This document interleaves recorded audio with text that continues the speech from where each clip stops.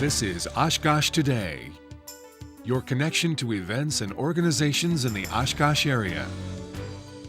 Oshkosh Today is supported in part by the Friends of OCM, Aurora Healthcare, 855 North West Haven Drive.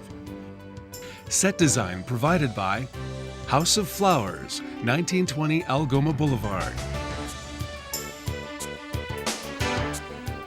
Hello everyone, and thank you for joining us on another episode of Oshkosh Today. We have a great episode lined up for today, a lot of cool guests, fun and exciting things going on, so let's go ahead and take a closer look at what's on the docket today. First up, we'll talk with a couple of letter carriers here in Oshkosh about an easy way to help those in need with the Letter Carriers Food Drive. After that, the Oshkosh Public Library is in to tell us about the Lakefly Literary Conference coming up in May and what we can expect at this year's event.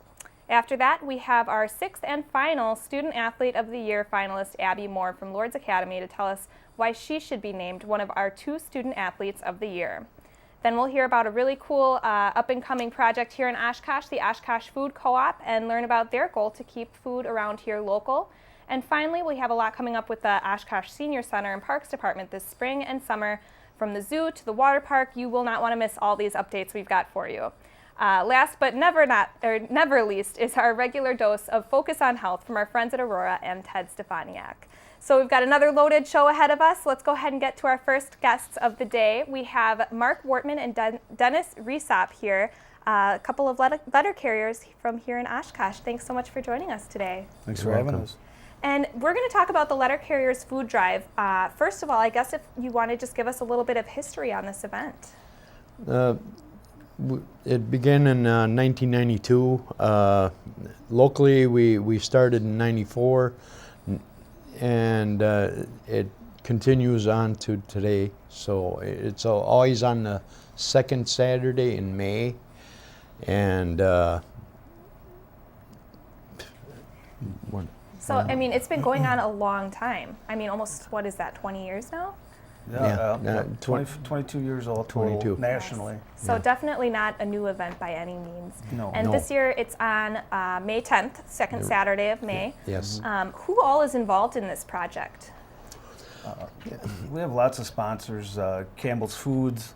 The United Way always does a great job of helping us with everything.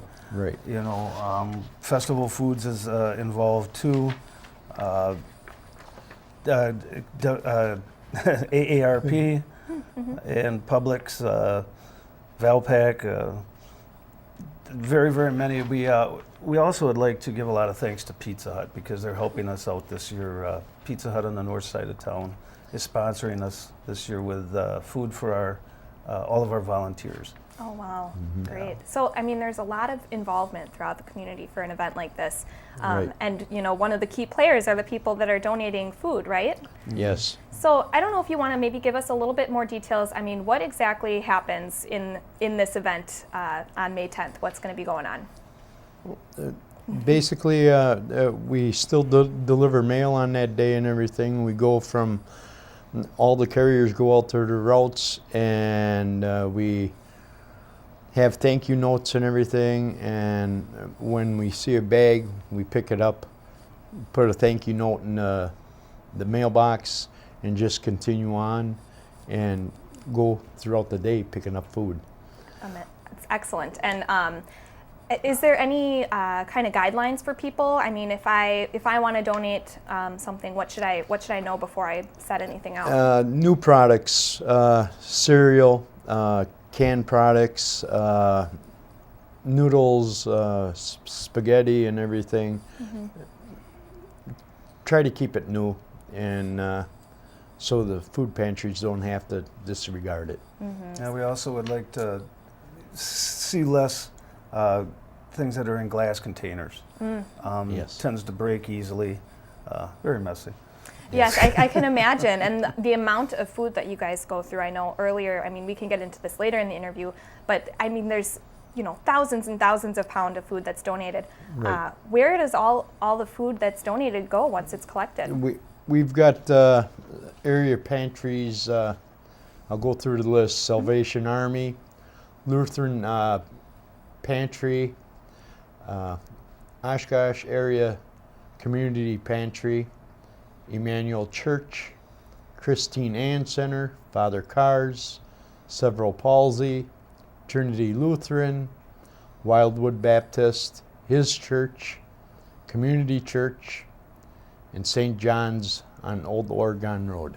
Wow, that's amazing. And with these pantries and everything, they do come out to the carrier. We give the carriers the pantry's phone number, and the carrier will call them throughout the day so they can meet us out on the route, so we don't have to deviate off of our route and deliver to the pantry. Right. You'd need a dump truck otherwise to try and get through everything without getting anything picked up. How many pounds of food have we gone through over the years? Last year we collected 50,675 pounds. In Oshkosh, in the last 20 years that we've been doing it, I think it's around 880,000 that we've collected. Nationwide, we've got 74,500 pounds. 74 million. Oh my gosh. It's such a simple thing. I mean, each person, everybody has their mail delivered to them, so, leave a couple of cans out, and it doesn't get much easier than that, does Exactly, it? exactly. So, I know you went through a few of the sponsors. What are some of the national sponsors that promote this event and support it? Oh, there's, we mentioned the nationals, the Velpac, that's coming out the week before the food drive. We deliver that in the mail. What else is there? Camel Soup, ARP, Velpac, Uncle Bob's Storage, Self-Storage, Festival Foods, Oshkosh Area United Way, and Oshkosh Hunger Task Force. So a lot of national and local sponsors Yes, combined. yes, there is. We have a couple minutes left, and I kind of want to get your guys' your experience. I mean, you as a letter carrier, what's it like for you to go around and pick up all this food? Is it challenging? Is it a little more fun than a typical day for you? Well, in our Oshkosh office, quite a few years ago, we decided to make it a family day. And our families, they can come in, or friends, they can come into the post office while we're sorting our mail, getting things ready. So sometimes the kids love that, and plus you all get to meet each other and talk, get to know other people. Then then the people who are out there to help you on the food drive will meet you out on the route. And at that point, they'll start helping you pick up the food, take it all back to the truck. So it works out nice. The families can still be together, and the carrier's got a helper, and we get food for everybody. So yes, definitely kind of a nice feel-good day for everybody, really. It is. And hopefully we'll have nice weather, and it's not raining. And I know before the interview we were talking about how it's important for people if there is some rain in the forecast, maybe double bag it, tie it up nice and tight so nothing gets too soggy or anything. Yes, yes. Great. Well, if you maybe just want to recap once more the date and what time people should have their food out by. It's the second Saturday in May 10th. Have your food out by your mailbox whenever you think your carrier is going to be coming through, or sooner, because the helpers do go ahead of the carrier and let the carrier deliver his mail and everything. Excellent. And we'd also like people to know that if you can't leave food out for that day, if you want to leave it ahead of time, you can leave it at the main post office or the downtown station post office. If it's going to be later, you can call the post office and we'll still find a way to pick it up for you. Excellent. Or else just deliver it to one of the food pantries that we listed here, and they'll be glad to take it. Wonderful. Well, I'm really looking forward to another great year for the Letter Carriers Food Drive this year. And thank you both so much for coming in. And also, if you'd like to get more information, you can also go to United Way's website. Yes, yes. Great. Right. Well, thanks so much for coming in again. Thank you. Next up, if your hobbies include reading or writing, you are not going to want to miss this year's Lakefly Literary Conference in Oshkosh. We'll be right back on Oshkosh Today.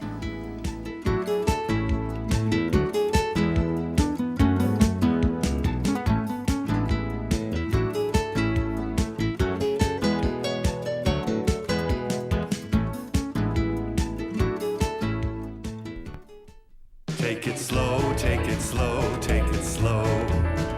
When we see a roundabout, take it slow.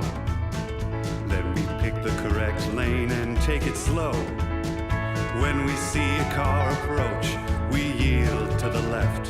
When we're in that roundabout, we don't pass anybody yet. Take it slow, take it slow, take it slow.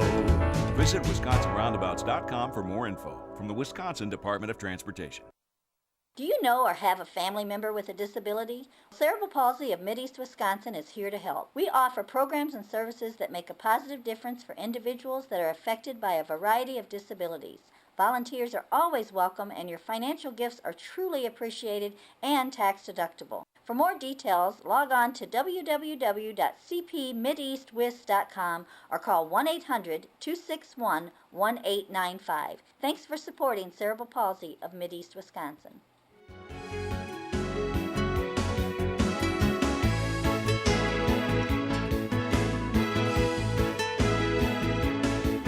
Welcome back to Oshkosh Today, and thank you for joining us. And now we are on to our second guest of the day, Ruth Percy and Pat Kilday, here to talk about the Oshkosh Public Library Lake Fry Literary Conference. Thanks so much for joining us today, ladies. Thank you for having us. So, I mean, first of all, just if you want to tell us, what is this conference all about?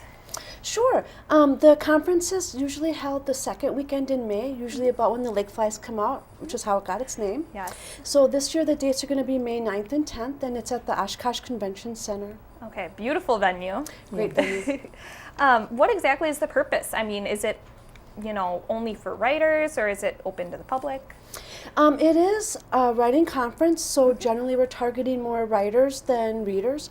However, everyone has a book in them, and we want to help people tell their story. So while we have a lot of workshops that are for beginning writers, we also have some that are for established writers who've already gotten their career started. Okay.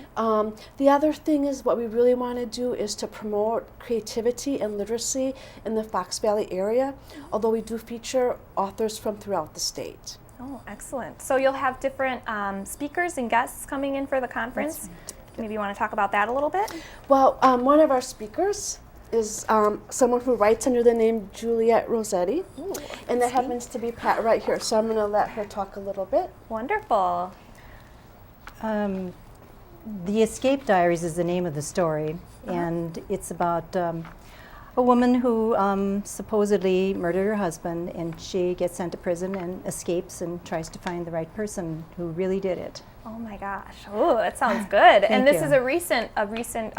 It came out in 2012, and Okay. then there was a follow-up that just came out in December, and the third one in the series is coming out in April. Wow, very exciting. Pat is a perfect example of what we call a success story. She's a local author. Her book deal, which she's modest to mention, but her book deals with Random House. Oh my gosh. And so that again is taking some local talent with a little bit of encouragement and some guidance, some networking with other writers to improve your writing. Then hopefully we're launching more careers besides just Pat. In addition, we do have national best-selling author Hallie Efron is speaking. Former CNN writer John Didakis, he's now got a second career writing mystery novels. Bill Luders, who is a journalism, he used to write for the Isthmus and the Milwaukee Shepherd, so people from southern Wisconsin might recognize his name.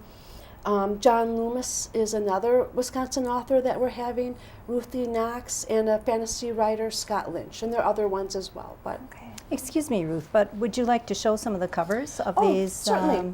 writers that we've got coming in? Bill Luders just came out with this book last year.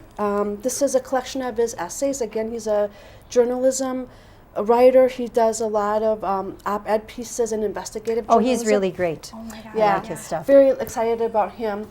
Thomas Cannon, this book just came out this year, The Tao of Apathy. Judy Bridges, for our beginning writers, she did this book, Shut Up and Write. Oh. Judy Bridges is the founder of Redbird Studios. It's a writing studio in Milwaukee. So we've got her coming. Oh, I definitely want that book. I'm taking this one Yeah, home. I was going to take that one. I'm a beginner. I can take that one. It's very inspiring. And then also John Loomis, who's, like I said, Yes. a mystery writer. Oh, he's so good. I've read all 3 of his books so Yeah. far, and I wish he would write more. Well, I mean, it sounds like there's a lot of really recognizable names. I mean, as you were going through the list, and I am by no means a professional writer or anything, but I mean, just from the names that I've heard, at least half of them sounded familiar to me. And do you usually try to keep those authors from the Midwest area? We actually are trying to get all Wisconsin authors. Wisconsin. Okay. And all of these people are from Wisconsin, I think with the exception of Hallie Efron. She lives in the Boston area. Yeah. Okay. But she goes all over the country doing conferences. Right. And who exactly should be coming to this conference? I mean, does it have to be someone who's, trying to write a book, or is it open to anyone? It's open to anyone, although Pat has got 5 reasons why you should come. Yeah, well, David Letterman, he will no longer be around with his best 10 list, but I've got top 4 reasons you should come. It was going to be 10, but they said we only have a few minutes. So connection, as a writer, you're sitting alone in a room, you're typing away on your keyboard, you're alone, you don't know how good what it is you're writing. Your mom says it's great, but when you go to the conference, suddenly you're surrounded by people who are so interested in writing, and they have questions, and they understand your frustrations and joys. Authors, how people who are sports fans, they love to see, they'd love to see Aaron Rodgers. Oh, yeah. Well, for us, readers, authors are the rock stars. And to actually be in an event where there are authors, that is just so fantastic. Come if you want good advice on writing, and it's a great place to network. Talk shop with other writers. Exactly. And it's so inspiring because so many of us suffer from writer's block or whatever. They will inspire you to want to keep on writing. Wonderful. Well, I mean, those reasons alone make me want to come to the event. And are there any, main sponsors to the event this time? Most of the funding comes from either the Oshkosh Public Library or the Friends of the Library, who have been really gracious. They have donated the prize money for writing contests, which have ended, so I'm not going to promote those. Winners will be announced at the conference. Oh, excellent. And then the volunteer base includes the Oshkosh Area Writers Club, and then we also have a Lakefly Literary Planning Committee, which includes members from the community, the library, and the Writers Club. Okay, and at the event, we've got speakers. There's kind of an expo area, kind of. There will be an autograph session, and then also an awards luncheon. Very great. And what are the hours of the conference? The conference opens up on Friday afternoon, and there's a poetry workshop for the whole afternoon in addition to some other speakers, and then that kind of ends at 4 o'clock. And then for the City of Oshkosh, we're offering a free author reception at the library under the dome, which is usually closed to the public, so that'll be exciting. People like to come into the old entrance on Washington Avenue, so they'll be able to meet the authors there if they're not attending the conference. And then the conference will resume at 7:30 on Saturday, and then it concludes about 4 p.m. Saturday afternoon. Wonderful. And if people are looking to either register or learn more about the conference, where can they go for that? Sure. You can certainly find us on Twitter and Facebook, but if you wanted more in-depth information or to register, we have a website, which is www.lakeflylit.org. Okay. And then also the Oshkosh Public Library, correct? Absolutely, yes. Okay, wonderful. Well, unfortunately, we are all out of time. Yeah. I wish we could talk more about all these awesome books that you brought in, but I guess I'm just going to have to come to the conference and learn more about them. We hope you do. Yes. Well, thanks again so much for coming in, ladies. Thank you, Emily. We're going to take a quick break here on Oshkosh Today, and when we come back, we'll chat with our 6th Student Athlete of the Year finalist. We'll be right back on Oshkosh Today.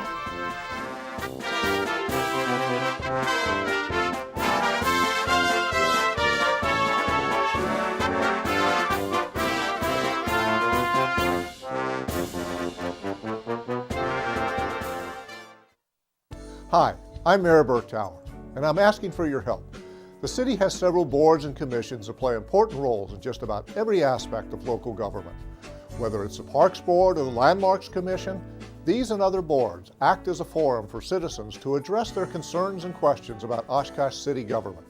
The boards also provide members the opportunity to make positive suggestions to the council or city staff to move the city forward. So here's where we need your help.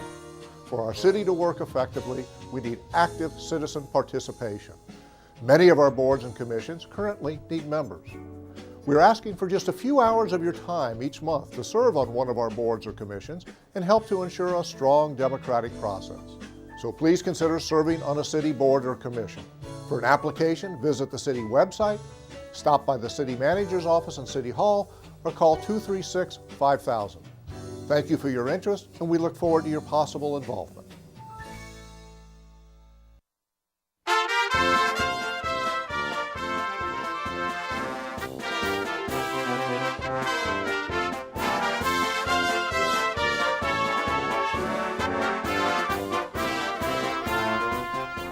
Thanks again for joining us on Oshkosh today. And now I am joined by our final Student Athlete of the Year finalist, Abby Moore, along with your father and coach, Tim Moore. Thank you both so much for coming in today. Thank you for having me.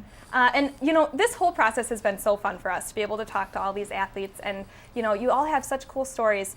You are a cross country and track athlete. So first, if you just want to talk about your experience with that, how long have you been running for? Well, I've been a part of the cross country and track teams all 4 years of high school, but I've really been around running basically since birth. I mean, both my parents were runners in college, and my mom always did marathons and other races, and we'd always go and watch her run and do family trips. Like we went to the Boston Marathon when she qualified.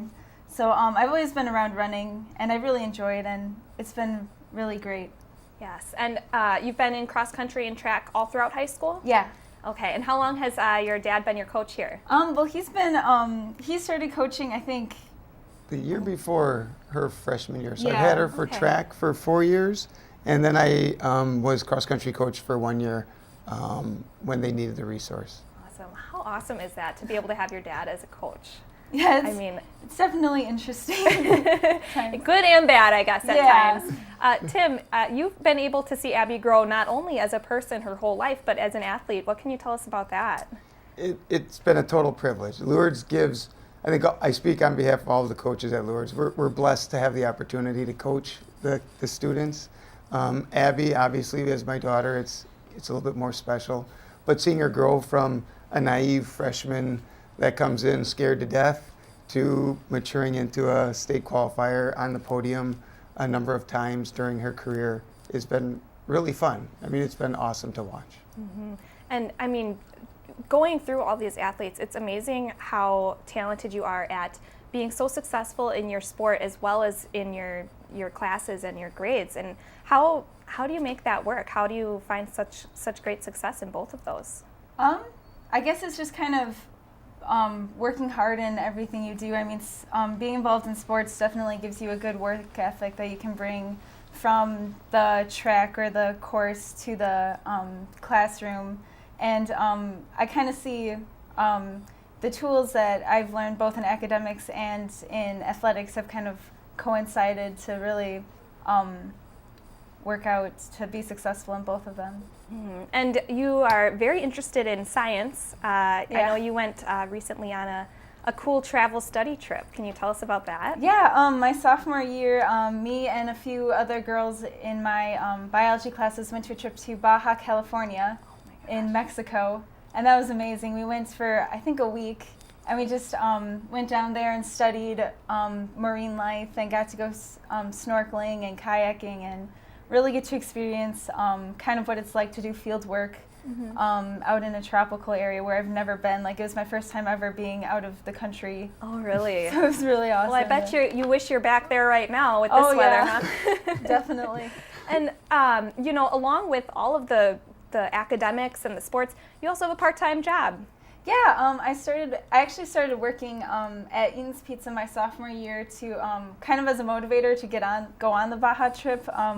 My parents weren't going to let me go unless I paid for half of it, so I was like, okay, I guess I'll get a job. And so I've been working at Eaton's Pizza ever since then, and I've loved it. It's a really cool thing to do. I've learned a lot of things like responsibility and a lot of experience that I wouldn't have if I never had a job or anything. So it's been really fun.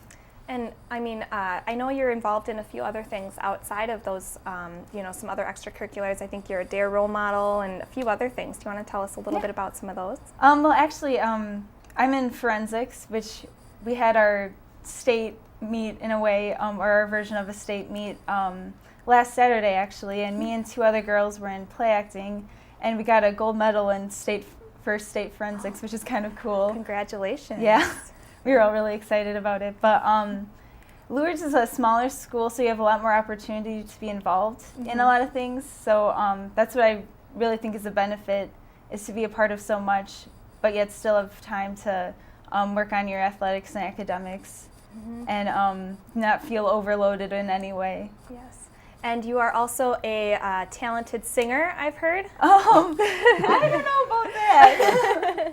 I think it was a play acting, or was that your forensics that I saw a picture of you? It looked like you were singing. Oh, no. There you are. Yeah, no. I think my mom sent that picture. But yeah, they have a madrigal dinner at our school, and I was an actor in it, actually. There's the singers. I was not a singer. But I won't make you sing in the interview then. No, I was. They needed some people to do the acting part of it, so me and some other girls stepped up and tried to help them out with that. But yeah, I'm not a singer, but we'll cut the singing test out of your interview. Yeah, good. Just kidding. And I mean, in your application, you kind of talked a little bit about your plans after high school. Have you put any more thought into, I mean, where you're headed or what you're going to major in? Well, I actually just recently decided to go to Christian Brothers University, which is in Memphis, Tennessee. Oh my gosh. Which I'm really excited about. Wow, congratulations. And what was the reasoning behind that choice? Well, I kind of went down there on a visit, not really knowing what to expect, and I just fell in love with Memphis. I had the really big ticket was they took me to Central Barbecue, and I had barbecue nachos, which are amazing. That's the deciding factor. Oh, yeah. No, but it's a really good school for academics, too, because I'm thinking of majoring in engineering, but more civil engineering, and it's a really good engineering school. So excellent. Well, good luck to you in Memphis. I mean, I think you're going to love it there. Oh, yeah. And Tim, one last question for you. What do you think was the key to Abby's success in high school? You know, found so many great things came out of, you know, your sports, your academics. What was the thing that got her through it? I think for from a coaching and a parent perspective, Abigail's success is her drive. I mean, she focuses in, she has fun doing anything that she's involved in, which I think is key for kids today. She doesn't get overwhelmed. Stress of it doesn't seem to faze her. She simply focuses on getting the job done and having fun. And when that happens and you don't try and control the outcomes, good things happen. And for Abigail, she's been pretty special, and a lot of good things have happened for her throughout her career. Wonderful, which is a great thing to take with you once you head over to Memphis, Tennessee as well. So we are just about out of time, so I want to present you with our Certificate of Achievement as one of our Student Athlete of the Year finalists. So here you go, and congratulations. Thank you. And best of luck to you in college. It was so great meeting you, and we look forward to hearing great things from you. So thanks again for coming in today, both of you. Thanks for having us. Coming up next, you might have heard the push to shop local, but if you might not have thought that applied to food, you might be wrong. We're going to learn about the Oshkosh Food Co-op coming up right after this.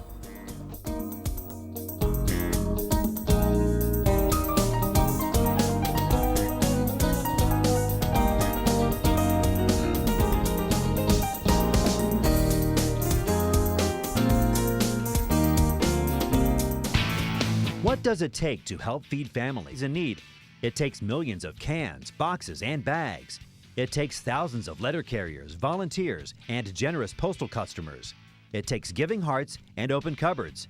It takes you. And on Saturday, May 10th, communities everywhere will take part in the National Association of Letter Carriers food drive to stamp out hunger in America. And you can help. Just leave a bag of non-perishable food items by your mailbox. Letter carriers will pick it up and deliver it right to local food banks and pantries. If ever there was an opportunity to band together for an important cause, it's this one, neighbor helping neighbor. So just remember, on Saturday, May 10th, leave non-perishable food items by your mailbox and your letter carrier will do the rest. Fill a bag and help feed families in need on Saturday, May 10th. From donation to dinner table, letter carriers and communities everywhere will deliver a difference together.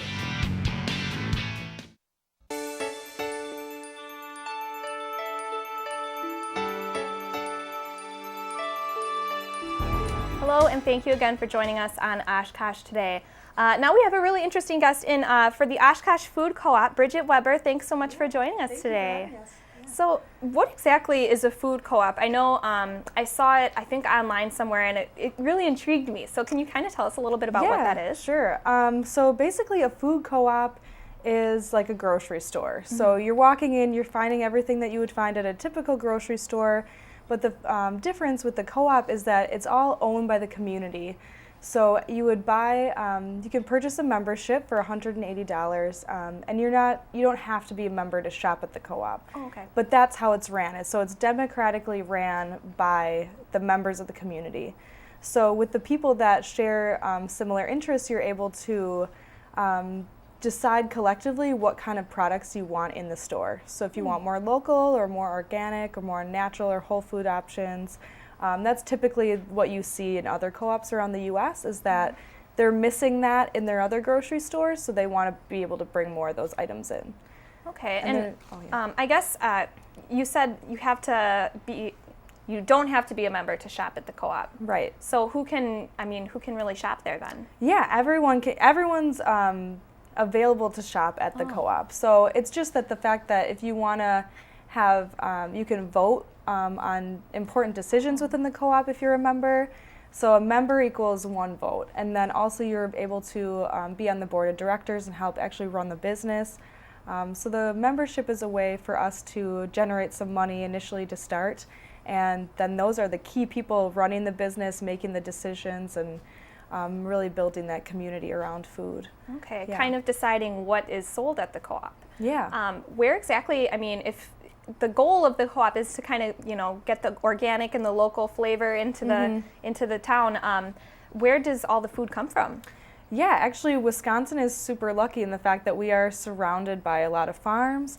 And lately there has also been, you're seeing a lot more organic farms and sustainable farms around the area. So we actually have a plethora of farms that we are able to choose from around us.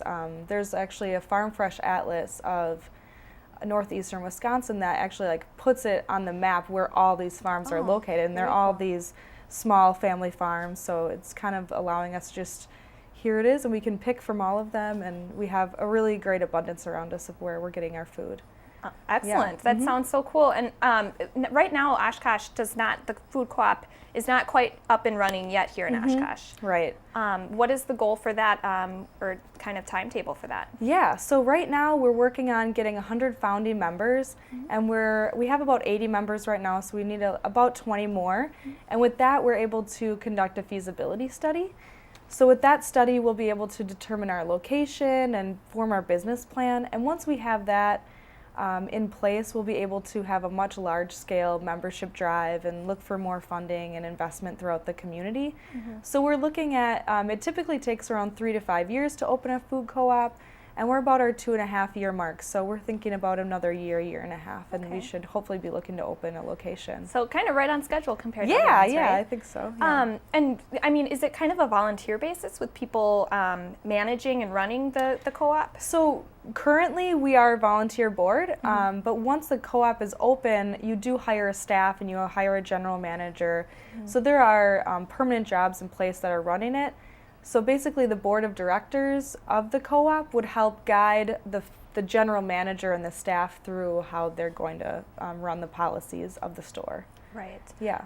Is there any idea of where exactly the Oshkosh co-op will be located? I think we want to let the feasibility study kind of tell us where that's going to be, but I know that a lot of people are very concerned about something being more central and more downtown and something like that. So we hope that that's going to be present in the study. Yes, and so you're thinking hopefully within the next couple of years we'll probably be seeing something. Yes, definitely. Can you tell us about do you have any upcoming events or anything going on as far as education goes? Definitely, we do. We have a really exciting event coming up on April 29th at the Oshkosh Public Library, and that's at 7 p.m.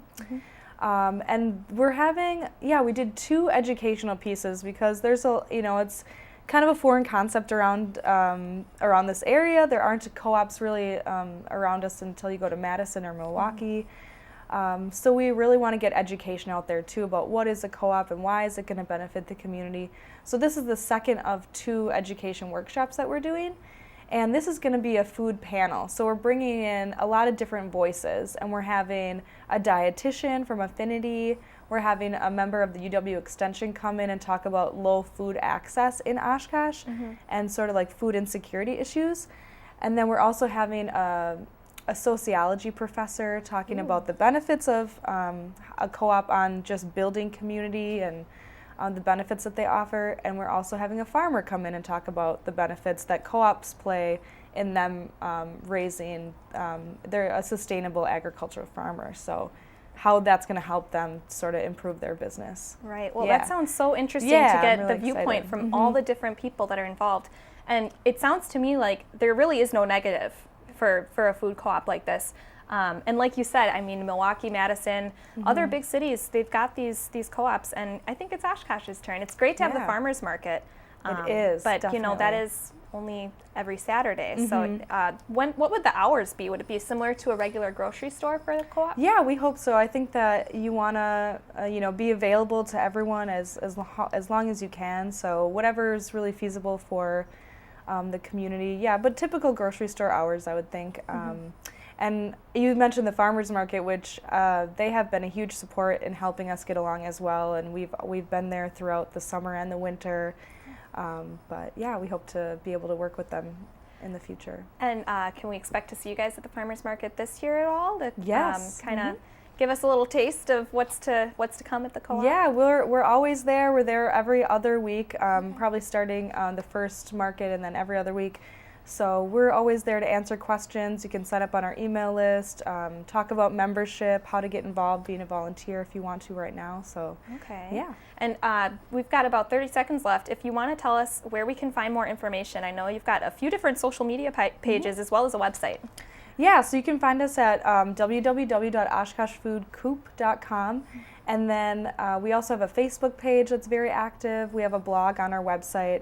We also have a Twitter account. And if you have any questions, if anyone has any questions about the co-op, please email us at oshkoshfoodcoop@gmail.com. Great. And your social media pages are awesome, by the way. I love all the pictures, and there's some really good information on the website and everything. And so we're just really looking forward to seeing the success of the co-op come forward. Thank you so much. Yes, Yeah. thanks again for coming in and telling us all about Thank it. you so much for having us. So we're going to take a quick break here on Oshkosh Today, and when we come back, we've got lots of fun updates for the Parks Department and Senior Center here in Oshkosh. We'll be right back on Oshkosh Today.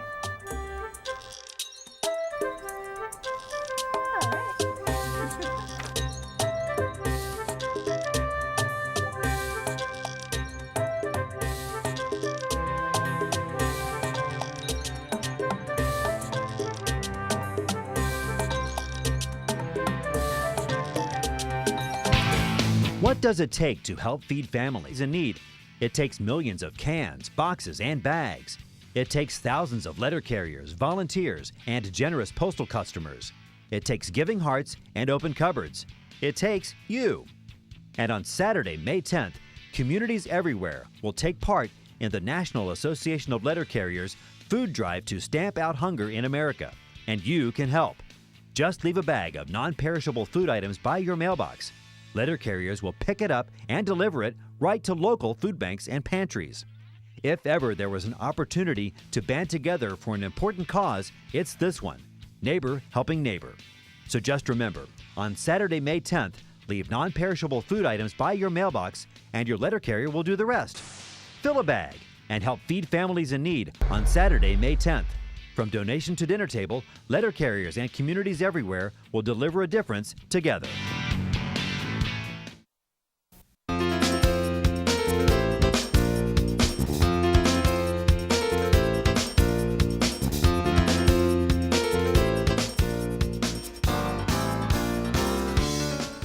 Hello, and thanks again for joining us on Oshkosh Today. And now we are with our final guest of the afternoon here, our friend Julie Kiefer from the Parks and Senior Center. Thanks so much for coming over. Thank you for having me.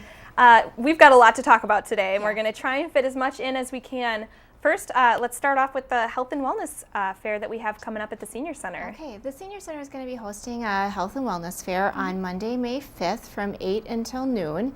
And that's really open to the public of all ages. So if you're someone who says, why would I go to a senior center? Anyone can come.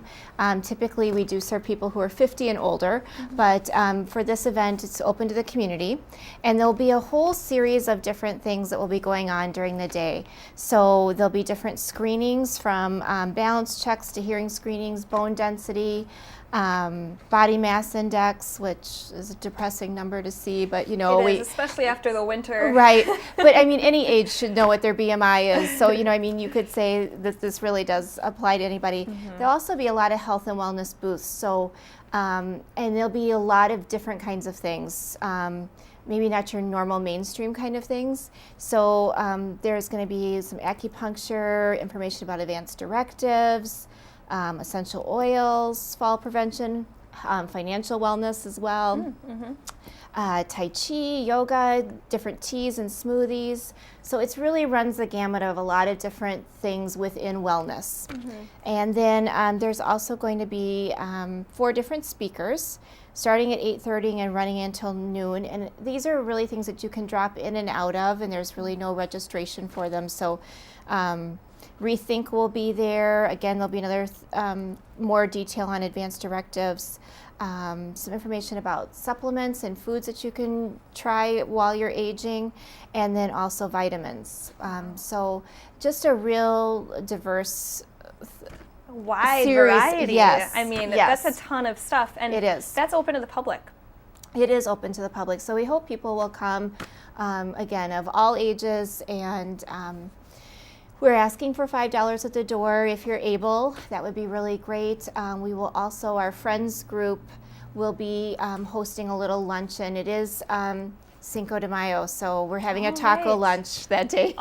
Well, that'll draw some people in alone. Right. And these health and wellness fairs, we had one here at the city, Yes. and I never really was that interested, but I went up there, and it's amazing how much you can learn just from coming and walking around for an hour and talking to people. Well, I know, because I carpooled and then I didn't want to leave. So I was like, well, leave me, I'll get a ride from somebody else. Yeah, and there's always samples and freebies and all that, and so it's definitely a cool event. Yes, and this will have that as well. So there'll be a lot of neat things to try and to talk to different people in the community who are different things with wellness. Great. Well, we're looking forward to that.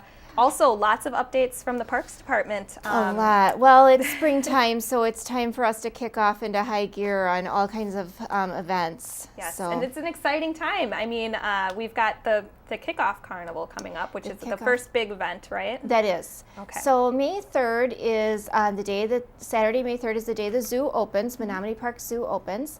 And in the children's amusement area, there's a small little kickoff carnival. There's games.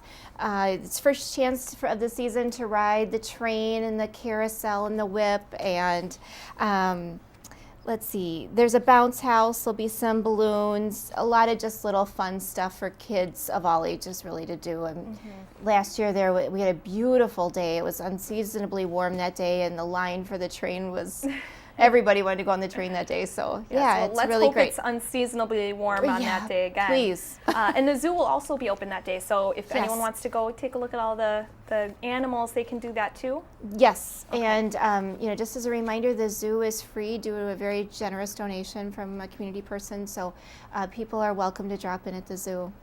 Awesome. And we've got some other events at the zoo, actually. The snooze at the zoo is a big one. Right. So this is a really fun opportunity to camp out at the zoo. And that takes place June 7th and 8th. But sounds a far way off, but registration actually starts May 1st. So, and it does fill up. So we encourage people to sign up, but it's a really fun evening. You start at Saturday afternoon, and there's animal demos, crafts. They show a movie at night, which is going to be The Jungle Book this year. There's an evening snack, and then breakfast is provided as well. Dinner is not provided that night. You can bring something, or the Lake Fly Cafe is always open. And all campers get a t-shirt and a water bottle as well. Excellent. Yeah. So how much is it for the snooze at the zoo? It's $10 per camper. Not bad. And you bring your own tent and all your supplies for sleeping over for the night. And if you're interested in registering for that, you can call Jenny, and her phone number is 5089. Excellent. Well, or you can go to the park's webpage as well. Yes, and you know, you can see a lot of other events that are coming up at the Parks Department, or the zoo, and everything else on that website as well. Right. There are other zoo events throughout the year, and well, in all the other parks as well. And you will be back to talk more about those as well. For I will. Sure. I will. And one other thing that we wanted to talk about today was the Pollock Community Water Park. When exactly is that going to be opening? Well, that will open the same weekend as Snooze at the Zoo, so that is June 7th, and school doesn't actually get out until Thursday that week, so we'll be open regular time, noon to 8 on the weekend, and then during the week while school is in, it'll be 3:30 to 8. And then starting Friday, it will be open noon to 8 through the whole summer, through the 24th of August, I believe. And so I want to encourage people to get a season pass now. The prices go up on May 31st, so any time between now and May 31st, well, even all through the summer, you can get a season pass. But there's a lot of great events that go on during the year, and the great thing about having the pass is you don't have that pressure to have a whole afternoon to go. You can go for an hour here, an hour there. You can go to all of these special events for free, and so it's really neat. And like, there's going to be root beer floats one night. There's a teen luau. We're doing Ducky Days again. We're going to do a movie at night in the pool. Aqua Fiesta Days was new last year, which was really neat, with live music and a taco bar. And then season pass holders always have a nice barbecue at the end of the year as a kind of appreciation gift for buying a pass. So it's definitely worth it to have a pass. It is. All these cool events. I still can't believe how much Oshkosh has. I'm new to Oshkosh, and last summer I was amazed. I mean, we have a zoo, we got a water park, a golf course. I mean, there's an endless amount of things to do. And I'll have to come back and talk about all those things going on at the Leach as well. Yes, definitely. You definitely will. And I guess we've got a few seconds left if you want to tell us where can people get more information if they want to purchase a water park pass or a zoo pass or anything like that. Okay, so the parks webpage is under the city /parks, and the senior center information is the city webpage /senior services. You can Google Oshkosh Senior Center and that will come up. You can Google City of Oshkosh Parks Department and you can pull up those things. If you look under special events, you'll find all the special events that will be happening at the different parks. Excellent. Well, I am ready for summer now after talking about all these fun things. So thanks so much for coming in again, Julie. So now it's time to focus on health with our friends Ted Stefaniak and at Aurora Medical Center. This week we're going to focus on some of the latest and greatest technology. I think you're going to be impressed. Take a look. This Focus on Health segment is brought to you by Aurora Healthcare. Hello and welcome to Focus on Health. I'm Ted Stefaniak. Today we're at the Aurora Medical Center in Oshkosh, and you know, when we do these segments, sometimes we really get a great look at some of the cutting edge technology that they have available at Aurora, and today we get to do that. We're going to be talking with Dr. Jeff Goldman about digestive health and how a tiny little camera can help diagnose some of your GI problems.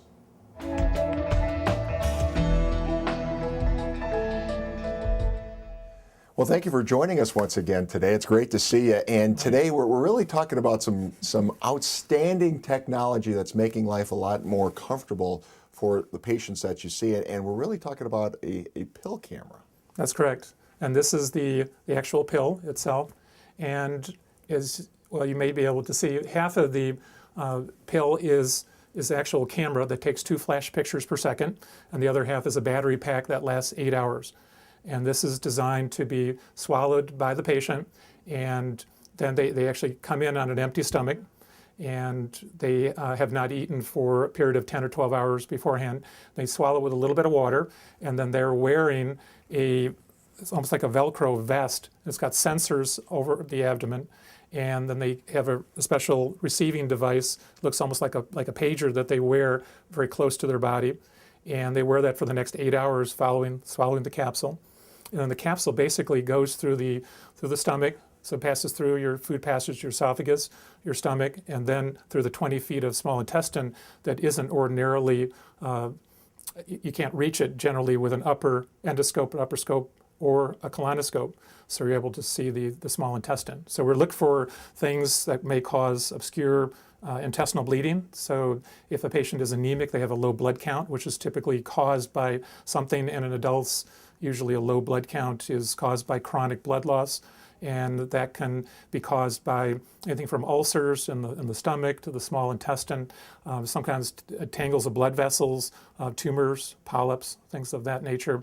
Celiac disease, which is a sensitivity to gluten in the diet, and that can be picked up with this technology.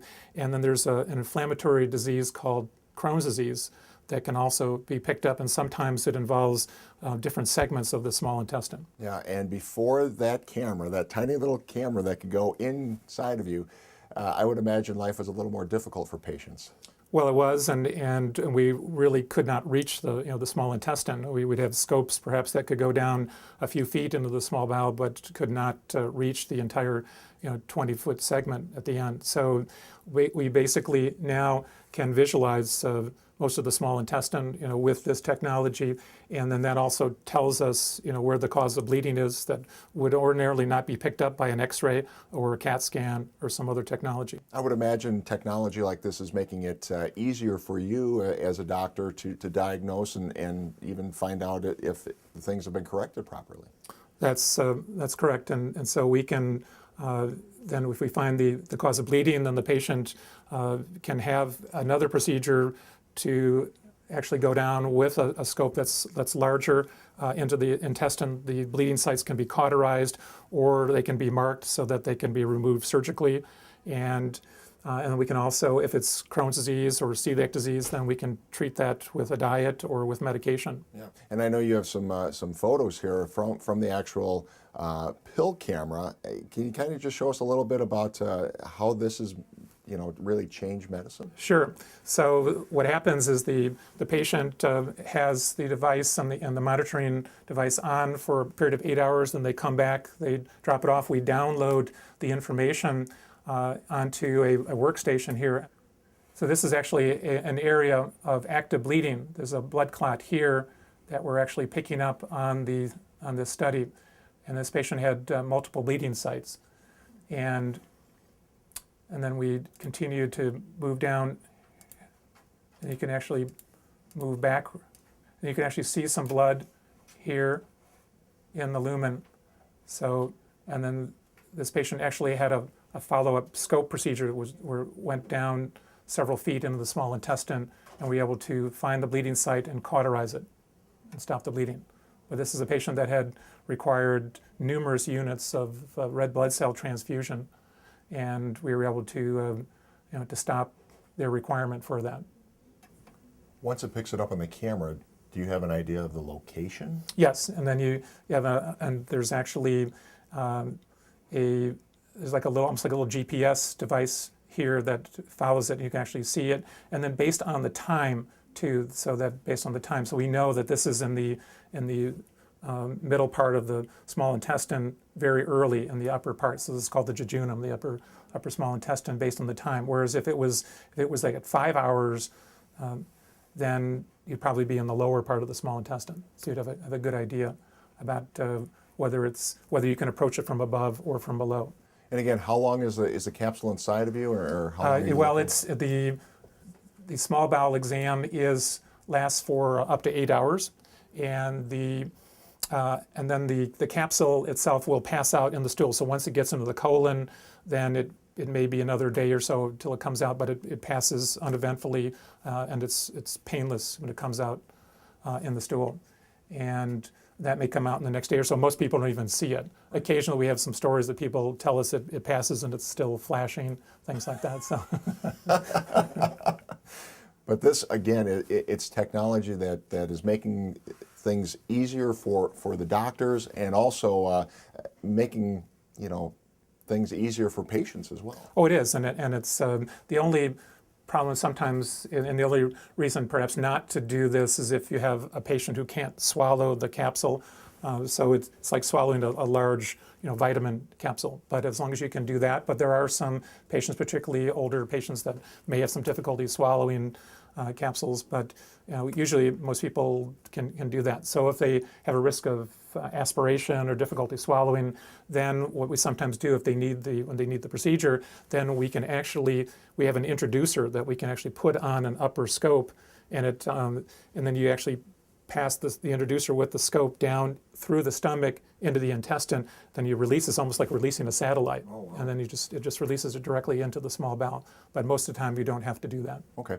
And if a person is having some intestine problems, what would be some of the symptoms that people should be worried about to seek medical attention? Well, you'd be concerned if they had bleeding, as if they passed black stool, obviously if they had vomited blood, or if they're simply anemic, or if they just have a low blood count, they just may be pallid, their skin may be whiter, it's kind of a white as a sheet type of thing that we talk about, and they may have a low blood count, and you may have abdominal pain, cramps, or diarrhea, things like that. And you should immediately seek out your primary care physician at That's that correct. point, I would imagine? Yes. Okay, and then they can get a hold of you if they certainly need you. Absolutely. All right, well, thank you for taking some time today. My pleasure. Thank you. Good to see you. It is certainly some amazing technology. Now, if you're experiencing any of the problems that Dr. Goldman talked about, you should seek out your primary care provider. And if you have any questions about that little pill cam, or you're having any other GI problems, you can give us a call here at Aurora at 920-303-8700. I'm Ted Stefaniak, and we'll see you next time on Focus on Health. This Focus on Health segment has been brought to you by Aurora Healthcare.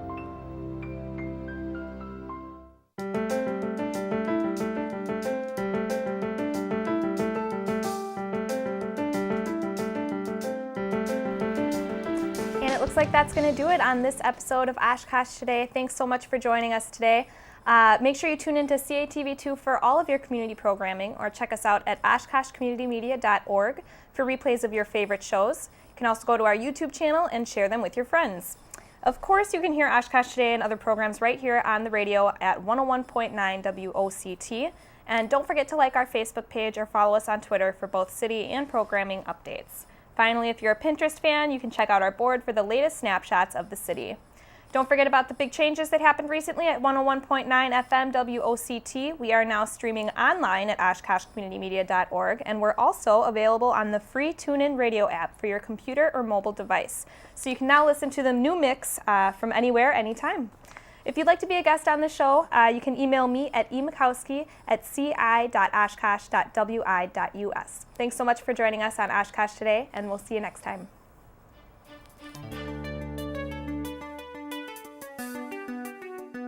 Oshkosh Today was supported in part by the Friends of OCM, Aurora Healthcare, 855 Northwest Haven Drive. Set design provided by House of Flowers, 1920 Algoma Boulevard. To find replay times for Oshkosh Today, to be a guest on the show, or to watch online, visit our website at oshkoshcommunitymedia.org.